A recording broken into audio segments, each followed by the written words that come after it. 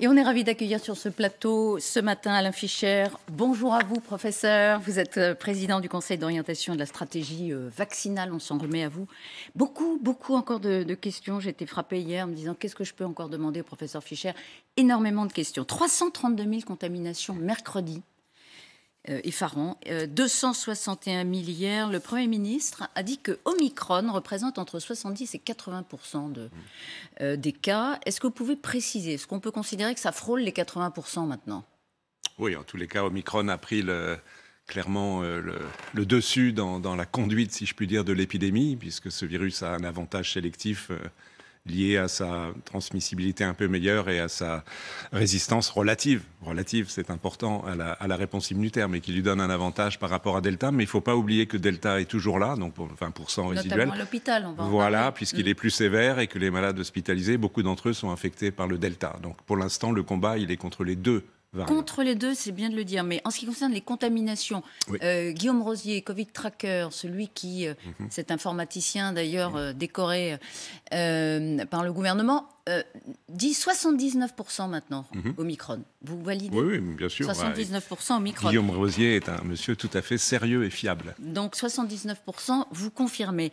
Le pic, professeur Fischer, quand est-ce qu'on l'atteint? Le pic des contaminations? Oui, je pense qu'on s'en approche, mais en fait, la meilleure analyse qu'on peut faire est celle qui vient du travail de Simon Cochemez et des modélisateurs de l'Institut Pasteur, qui ont fait un très gros travail d'essayer, en prenant tous les paramètres possibles, voir quand ça devrait se passer, et ils placent le pic plutôt dans le début de la seconde quinzaine de janvier. Donc, si on calcule, ça fait de l'ordre d'une dizaine de jours. Après, il y a forcément quelques aléas, puisqu'il y a un certain nombre d'incertitudes, y compris sur le virus lui-même. Mais l'ordre de grandeur temporelle, c'est celui-là.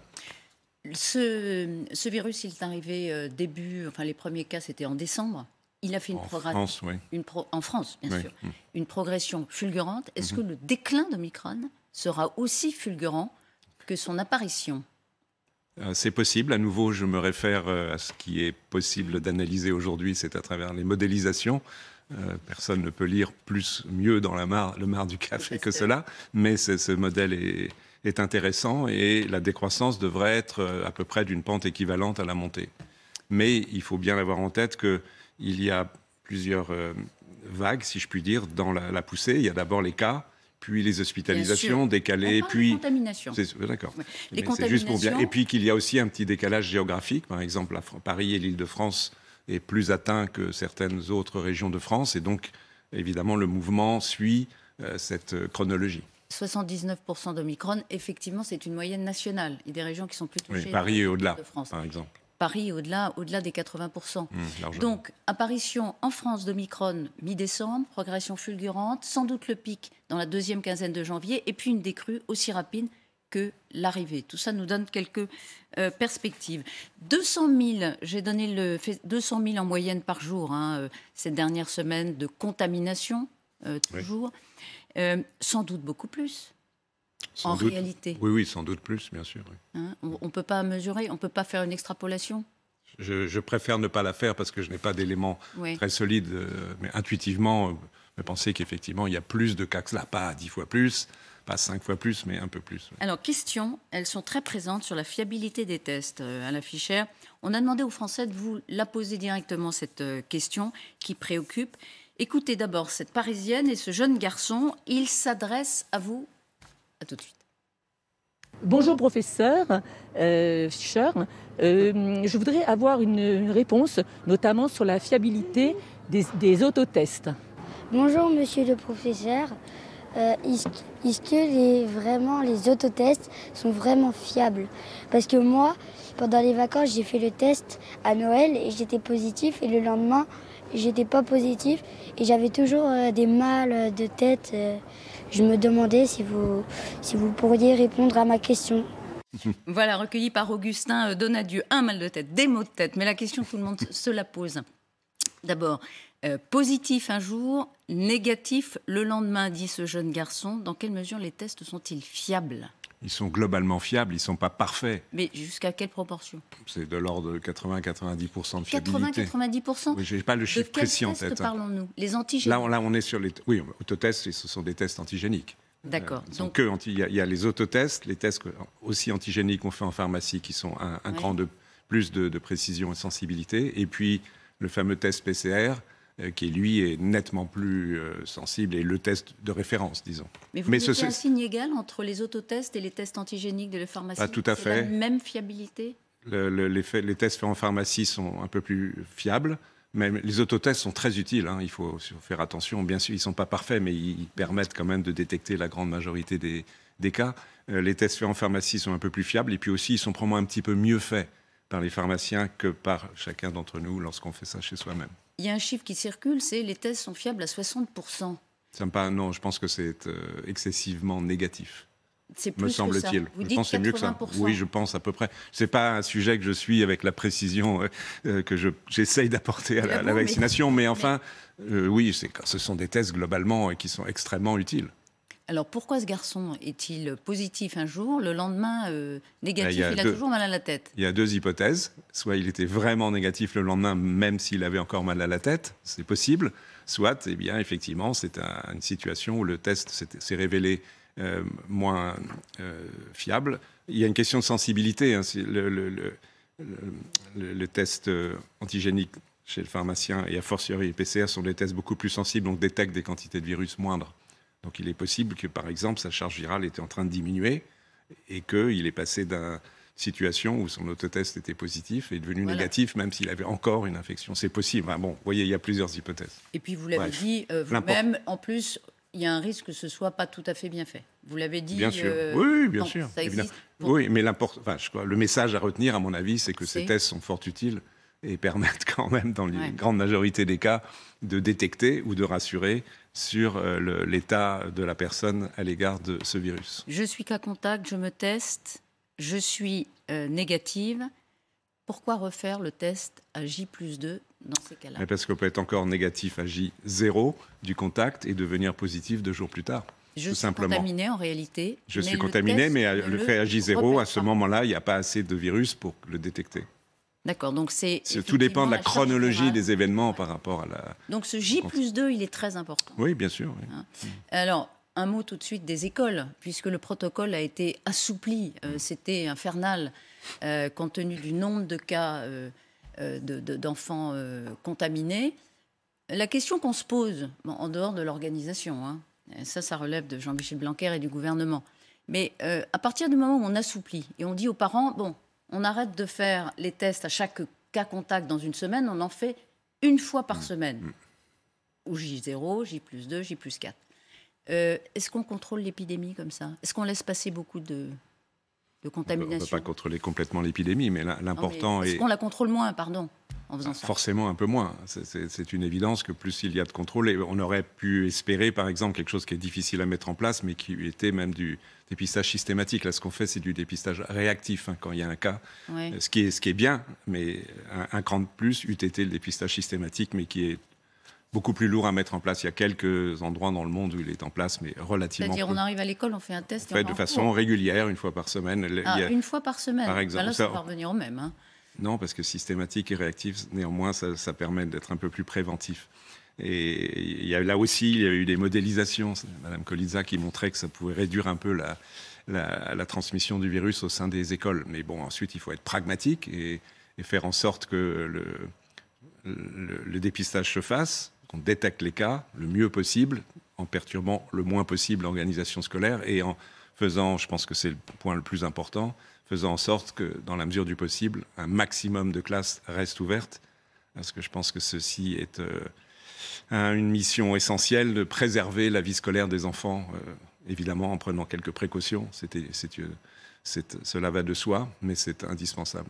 Une précision aussi qui est importante, parce qu'il y a parfois du flottement, quand on est cas contact, enfant ou adulte, on s'isole avant d'avoir le résultat du test. Ça dépend si on est vacciné ou pas. Le statut n'est pas le même.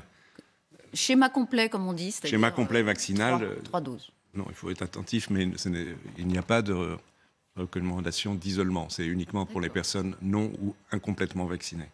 Je suis cas contact, j'ai un risque d'être contaminé, mais comme je suis vacciné... Complètement. Avec rappel, ça veut dire le rappel. 7 jours après le rappel. Voilà.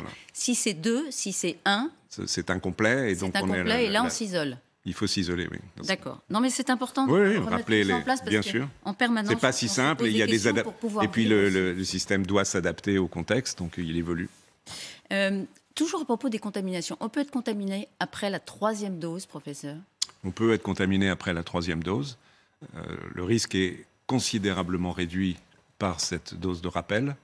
La protection contre ce qu'on appelle l'infection, donc ce qui veut dire la contamination, dans les jours et les premières semaines qui suivent le rappel, est diminuée d'un facteur 10 au moins par rapport à la situation après primo-vaccination, ce qui veut dire d'un facteur 95-98 par rapport aux gens non vaccinés du tout, mais ce n'est pas zéro.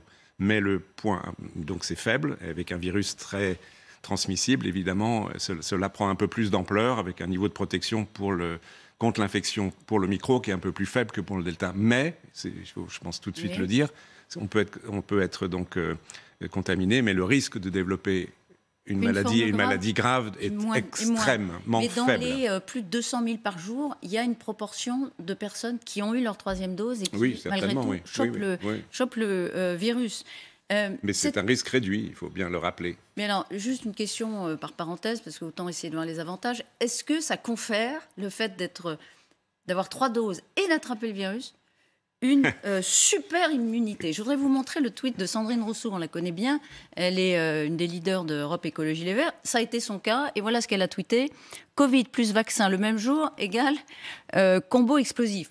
Est-ce qu'on devient super blindé face au virus parce qu'on a tout fait et en plus on l'attrape? Alors, si j'ai bien compris, c'est Covid plus vaccin le même jour. Oui, le même jour. Oui, si c'est le même jour, ça revient au fait d'avoir l'infection seule ou le vaccin seul. Il n'y a pas un double effet. Ça se neutralise pas, mais c'est pas plus. Le système immunitaire est actif. Ça se cumule pas. Ça se cumule un tout petit peu dans le corps parce que l'infection entraîne une immunité locale que n'entraîne pas la vaccination, si on veut être très précis. Mais globalement, la résultante en termes de protection ultérieure, qui est excellente, ne va pas être infiniment supérieure. Je pensais que vous évoquiez le cas de quelqu'un qui aurait eu le rappel et puis, mettons, un mois après, a une infection. Donc c'est comme s'il a une 4e stimulation immunologique. Et alors là, je pense qu'effectivement, on a encore un niveau supérieur de protection, qui est déjà très très élevé, mais encore plus élevé. Et si c'est le même jour, l'effet est quand même à relativiser. Alors, autre question très fréquente, elle concerne la vaccination des enfants, professeur Fischer. Et là encore, ce sont les Français qui s'adressent à vous directement. Écoutez-les. Bonjour, je m'appelle Julie, j'ai 2 enfants de 5 et 9 ans. Et aujourd'hui, Monsieur Fischer, j'aimerais bien savoir en fait pourquoi cette obligation de vaccin en fait envers les enfants de 5 à 11 ans. Oui, bonjour professeur Fischer, j'avais juste une question à vous poser. J'ai déjà 2 enfants qui ont 15 ans qui sont vaccinés et je voulais savoir si mon fils qui a 8 ans, il est préférable ou pas de le faire vacciner dans la mesure où on a l'impression qu'on est quand même en fin d'épidémie et qu'il y a que le virus est moins virulent. Alors, Augustin Donadieu a recueilli ces questions. Il y a une obligation vaccinale? Non, pas du tout. Je pense que la première intervenante fait une petite confusion entre l'obligation vaccinale des injections de vaccins faites chez les nourrissons. Vous savez, les vaccinations classiques, diphtérie, polio, les 11. Donc ceux-là sont obligatoires, à juste titre, mais ce n'est pas le sujet du jour. Pour ce qui concerne la vaccination contre le Covid, elle n'est pas obligatoire. Elle est recommandée parce qu'il y a de très bons arguments pour ce faire, mais elle n'est pas obligatoire. Il faut l'autorisation des parents pour que les enfants soient vaccinés. Des parents. Des parents, parce que le Conseil d'État l'impose. Alors ça, franchement, dites-le nous, ça complique la donne. Je pense que c'est un peu malheureux, parce que c'est un obstacle qui dramatise un tout petit peu cette notion de vaccination, qui est quand même reste un acte de vaccination, qui est sûr. Je pense qu'on peut dans un instant y revenir. On a des données en particulier des États-Unis, d'Israël, sur des millions d'enfants vaccinés, où ça se passe très très bien. Les effets indésirables sont encore plus faibles que ce qu'on observe chez les adolescents et les adultes. Donc ces vaccins sont tout à fait sûrs et sont efficaces et sont justifiés. Ils sont justifiés parce qu'il y a des enfants malades, heureusement beaucoup moins que des adultes. Marginalement.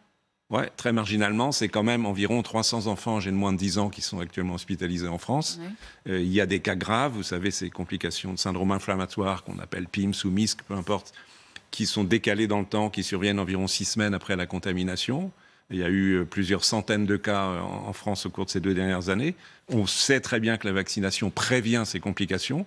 Les éventuels Covid longs, même si ce n'est pas une notion très très claire, tout ça est prévenu par la vaccination. Donc, surtout, vous disiez mi-décembre, professeur, les enfants, ce sont des grands facteurs de contamination. Alors, c'est pas surtout, c'est en plus. Il est important de rappeler que l'intérêt de la vaccination des enfants, c'est d'abord une protection individuelle. C'est éviter un risque, certes faible, mais existant, d'une complication sérieuse, hospitalisation, soins intensifs, traitement lourd. Donc évitons cela, même si c'est peu de cas. Ensuite, vous avez raison, vous vous rappelez ce que je disais, les enfants, bien sûr, participent de la transmission du virus, en tous les cas avec le variant actuel, et donc vacciner les enfants contribue, à côté de la vaccination des adultes, des rappels, etc., qui sont si importants, à diminuer la transmission du virus. Et aussi, bon, si ça va prendre du temps, donc peut-être ça sera un peu trop tard, mais quand même, en tous les cas, pour l'avenir, ça sera de la prévention, de réduire les risques de fermeture de classe. Autre sujet dont on a parlé. Ça monte plutôt, mais... Oui, non, mais bien sûr, mais la vaccination ne fait que débuter. Combien d'enfants, combien de 5-11 ans sont fait vacciner? Très peu, on est aux alentours de 80 à 90 000. C'est encore très très peu. 80-90 000, ça fait un pourcentage de... Oui, de l'ordre de 1%, ça doit être un peu plus d'1%. C'est très très peu. Ça démarre doucement. C'est très forte. Alors, je pense qu'il faut dire les choses avec nuance. L'autorisation pour les enfants fragiles, très important par ailleurs, c'est qu'il y a environ entre 300 et 400 000 enfants fragiles, plus à risque que les autres, qui doivent être particulièrement vaccinés. Eux, ils peuvent être vaccinés depuis le 15 décembre, c'est récent. Les autres enfants, c'est depuis le 22 décembre. Et c'est clair que les parents, les enfants et les vaccinateurs eux-mêmes, d'ailleurs, étaient pas tout à fait dans l'esprit de la vaccination, en tout cas les témoins entre Noël et Jour de l'An. Donc on attend maintenant, début janvier, que les choses se mettent en place. Cela implique un effort d'explication important. Priorité dans les cabinets. Il y a beaucoup de difficultés à avoir un rendez-vous encore maintenant. Oui. Est-ce que, pour vous, il faut prioriser? Vous parlez des enfants. Oui. Il faut certainement prioriser les enfants à risque. Oui. Ils ne le sont pas? Non, les enfants particulièrement à risque. Il y a les 300 000 à 400 000 enfants qui ont des maladies neuromusculaires, respiratoires, cardiaques, immunologiques, etc., qui sont plus à risque. C'est les tout premiers à vacciner. C'est une évidence. Certains l'avaient déjà été un tout petit peu avant. Mais il faut ensuite poursuivre, sans tarder, la vaccination des enfants bien portants. Mais comment aller plus vite? Est-ce que c'est un problème de rendez-vous que tout le monde connaît, petit et grand, ou est-ce que c'est un problème de résistance? On voit bien l'inquiétude, on l'a entendu. Je dirais, il y a deux points. Il y a un point d'organisation d'offres de vaccination qui doit se développer. Je pense que les médecins généralistes, les pédiatres, évidemment, vont avoir un rôle important à jouer. Et donc, ils peuvent commander, certains ont commencé à le faire, les vaccins et vacciner dans leur cabinet. Vous leur dites, faites-le. Bien sûr. Faites-le. Faites-le. Pas encore complètement. Non, mais ça se met en place. Comme toujours, quand les choses sont nouvelles, ça prend du temps à démarrer. Et d'autre part, il y a les centres de vaccination. Il y en a, je crois, actuellement 350 qui ont une ligne dédiée aux enfants. Ça va s'amplifier. Et il devrait y avoir, je l'espère, dans les semaines qui viennent, les PMI, vous savez, les centres de protection maternelle et infantile. Il faut une petite adaptation parce que les PMI ne s'occupent en principe pas d'enfants âgés de plus de 6 ans. Donc il y a des textes en train d'être revus pour le permettre. Donc ça fera au moins 4 façons de pouvoir vacciner des enfants, chez le médecin généraliste, chez le pédiatre, dans les centres et en PMI. Et puis, le deuxième aspect, second aspect pour être précis, c'est la pédagogie.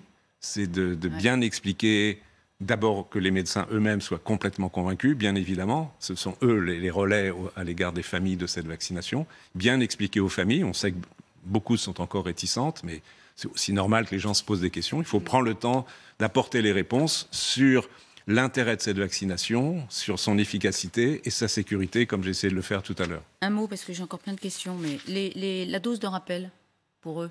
Pour les enfants. Et pour les ados? Pour les enfants, on n'y est pas, puisqu'on est au début de la primo-vaccination.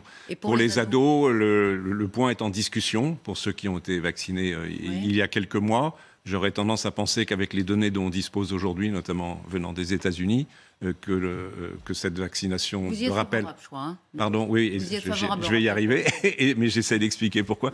Est sûre et efficace, et donc je pense qu'il faut y arriver.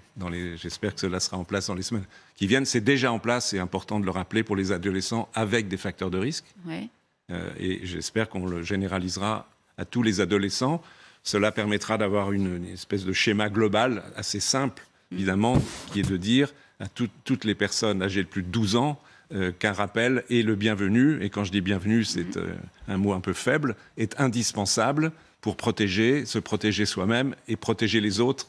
J'espère qu'on pourra revenir sur ce point important. Alors allons-y. Le vaccin n'est pas efficace puisqu'il y a plus de 300 000 contaminations mercredi. La réponse du professeur Fischer. La vaccination a un double objectif. Protéger contre les maladies graves, l'hospitalisation, le séjour en soins intensifs, le décès.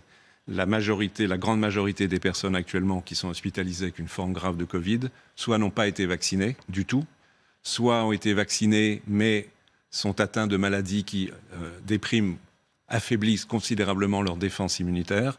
Certains d'entre eux ne répondent pas du tout au vaccin. Donc, ces sujets-là, pour les protéger, intervient le deuxième point concernant la vaccination, qui est que la vaccination est un acte altruiste de solidarité à l'égard des plus fragiles d'entre nous, les personnes très âgées et les personnes malades immunodéprimées. C'est en vaccinant toutes les personnes avec lesquelles elles peuvent être en contact à un moment ou à l'autre qu'on les protège. Donc la vaccination ne peut pas être vue que strictement sur le point de la protection individuelle et concernant surtout les personnes âgées. Tout le monde a un petit risque, et puis les personnes âgées ont un grand risque de forme grave, mais la vaccination, c'est aussi protéger autrui, les plus faibles dans notre société.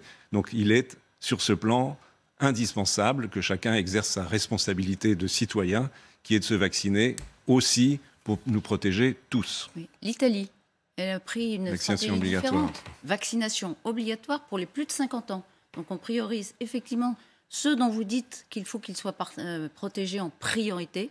Et par ailleurs, en Italie, M. Draghi a décidé de faire ce que M. Macron dit ici impossible. Donc ça va être possible. Je ne sais pas, on va voir ce qui se passe. L'obligation vaccinale fait partie des armes possibles. La France a choisi une stratégie légèrement différente, qui est celle du pass vaccinal, qui se justifie scientifiquement, c'est ce que je peux dire là-dessus, parce que le fait d'être complètement vacciné, on y revient, réduit considérablement les risques d'infection, réduit évidemment les risques de formes graves et donc permet une certaine vie sociale que ne permet pas une situation de non-vaccination ou de vaccination incomplète. Et ceci est de nature, d'une part, à respecter une vie sociale et de diminuer les risques de contamination. L'obligation, c'est un cran de plus. La question qui se pose, moi, je n'ai pas d'obligation, de position de principe hostile, c'est l'efficacité. Est-ce que ce serait une mesure efficace ? Si elle l'est, tant mieux. Je ne suis pas complètement sûr, parce qu'il faut voir qui sont les personnes qui ne sont pas vaccinées.